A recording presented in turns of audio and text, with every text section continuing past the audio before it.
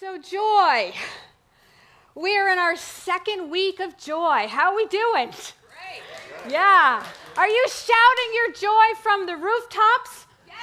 From your desktops? Yes. How about from your bed tops? Hey, I was talking about getting a good night's sleep. Or maybe like me, you have been shouting your crap out loud. Your complaints, your rants, your aggravations, and your problems, right?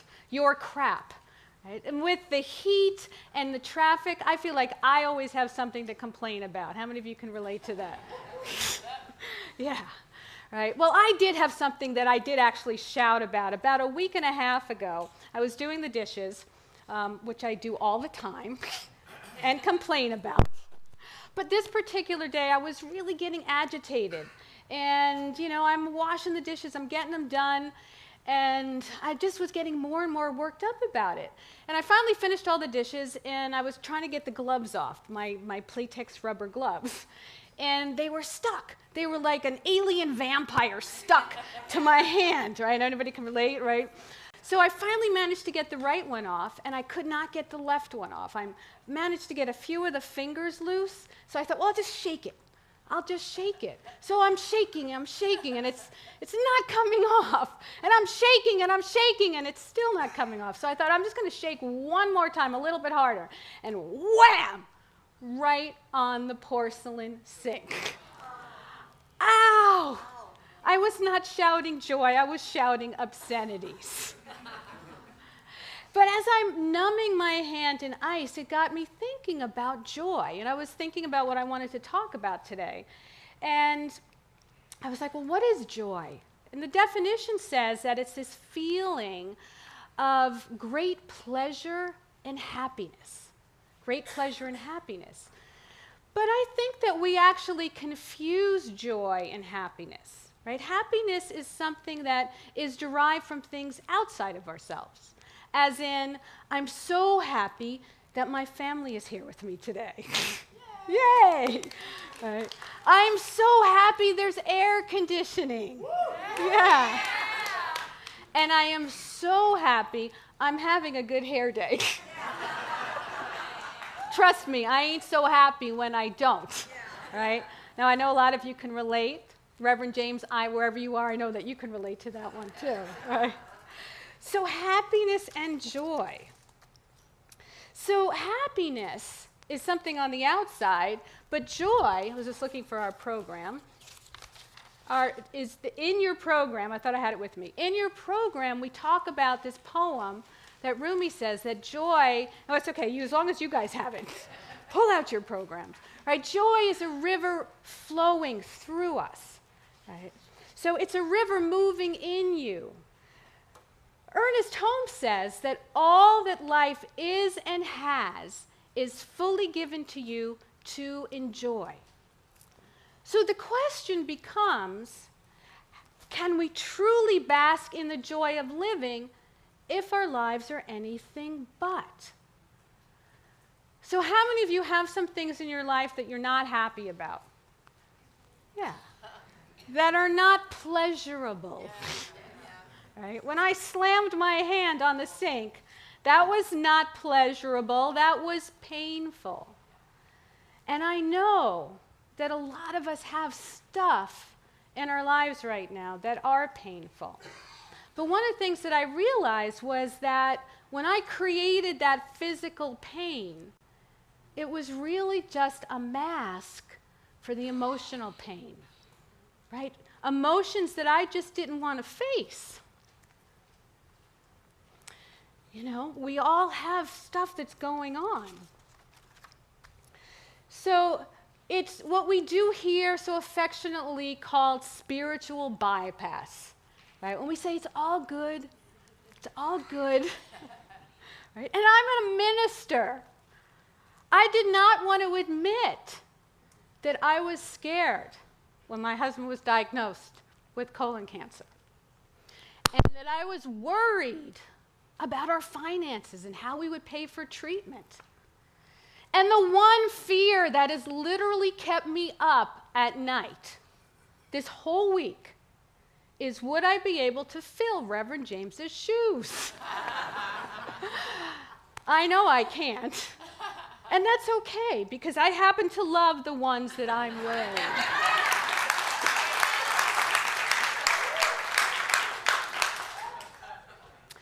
Leo Buscaglia, a professor at USC, a past professor, he said that worry never robs tomorrow of its sorrow.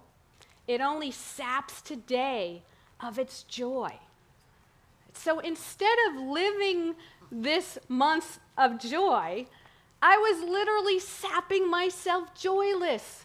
How many of you can relate? But even Ernest Holmes said it's hard to be happy when you're worried. And it's challenging to be hopeful when you're fearful. And I also believe sometimes that it seems irresponsible to enjoy your life when so many others are having such a hard time. Right? And there's literally a firestorm going on in our world right now. There are wildfires that are claiming people's homes. There's gunfire claiming people's lives. And don't get caught in the crossfire of all the negativity in social media, right, that is literally zapping us of joy. So what do? Instead of experiencing joy, we just commiserate about all the calamities, right? Or we wallow in our worry. Or we just suffer in silence, just trying to get through another day, living a joyless life, right? A joyless life. Robert Brault, who is a freelance writer, he said, enjoy the little things.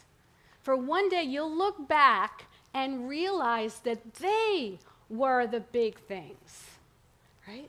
They were the big things. And it really is the little things that make life so enjoyable. So today's reading, coincidentally, in the Science of Mind magazine. How many of you subscribe to the Science of Mind magazine? All right, it's a great, great book. So today's reading is Carpe Articulum, Seize the Moment. And I thought that is the perfect title for my talk, because it really is those little moments that make life enjoyable. It's those moments that if you blink, they're gone. Right? Those moments that only come once. They're here, they're now. And those moments when looking back really created those joyful moments. So I want to share with you some of my joyful moments. So if we could.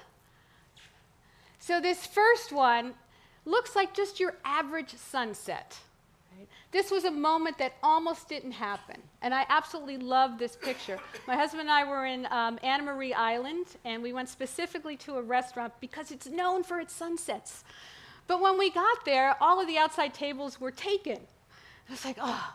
So they said we could sit at the bar. And at first I was like, I don't want to sit at the bar. I felt like a little baby. I came here to see the sunset outside. But there was a little window that you could actually see through at the bar. And it was getting closer and closer to sunset. And all of a sudden we heard this like round of applause coming from outside. And we asked the bartender, what are they applauding for? And he said, the sunset. They applaud every time. So I grabbed my phone and I ran outside and I managed to catch that just as it was going down. And so when I look at that, it's like, oh, that was a moment I almost missed, right? So let's look at the next one. This is also very joyful. My son and I like to go to aquariums together. That's one of our favorite things to do. And we were at, I believe this was the Long Beach Aquarium. And you walk by the tanks and you look at all the fish. And this fish seemed to come right up to the window and pose. So I quickly snapped the picture. And again, whenever I look at it, it puts a huge smile on my face. Right? So let's look at the third one. So this one's a little bit hard to see, But there's my husband. We were this is July 4th. This is at Verdugo Hills Hospital, and I'm standing right next to him. July 4th. I was determined to see the fireworks because it's one of my absolute favorite things to do is the fireworks. And we had scouted all different places where we could get outside of the hospital. And we went out on a patio, and it turns out you could actually see pretty well the fireworks from there. The fun thing about this moment was that we got locked out coming back into the hospital. Thank goodness my kids were able to go find a way for us to get back inside. And actually, we did find a security guard who let us back in. But again, it was one of those moments that we did not want to miss. I wasn't going to miss the 4th of July. Okay.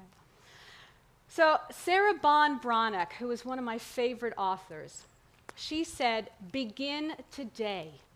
Declare out loud to the universe that you are ready and willing to let go of struggle and eager to learn through joy." So how many of you are with me? Yes. Are you ready? Yes. All right. So say with me, I let go of struggle in my life. I let go of struggle in my life. And I'm going to borrow some lyrics from the song that Nora and Del sang. I release any fear that blocks my way. I release any fear that blocks my way, and I surrender to my greatest and highest good. And I surrender to my greatest and highest good. And remember we learned the art of and last week from Craig when he did his little improv lesson with us. So repeat this one after me. And I am eager to live in joy. And I am now going to ask for forgiveness because I am going to show one more joyful picture. It is on social media, so it's okay to show it here, and I believe that the statute of limitations has ran out because that's 15 years old at this point. These are my twins having a joyful moment. They had literally emptied the entire bathroom of all of its shampoo, conditioner, and toothpaste. Yeah, at 4 a.m. Thich Nhat Hanh said, "Find joy and peace in every moment." Well, they absolutely found joy. And I eventually made peace with the mess. Yeah, okay. So I think they'll appreciate if you take that one down now. So where do we find joy? We keep talking about finding joy. Well, it's not hard when we know where to look, when we remember who we are. Right? We are individual expressions of God.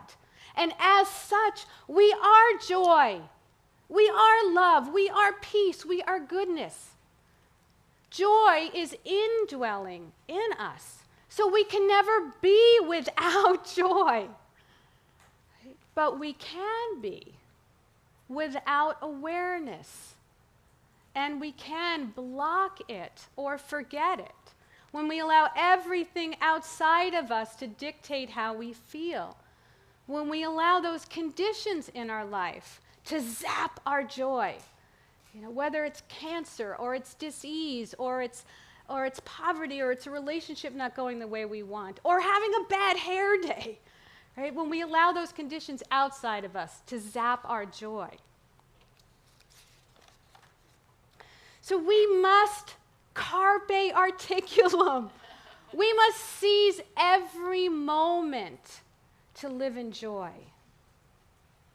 This moment, right here, right now, to appreciate our lives. This moment, to express our gratitude. And this moment, to share our joy with each other. Ancient Egyptians believed that upon death, they'd be asked two questions. the answer would determine whether or not that they could continue in their journey in the afterlife. The first question is, did you bring joy? The second, did you find joy? So, do we need to wait for death to ask ourselves those questions? No! Let's begin asking ourselves those questions right here and right now.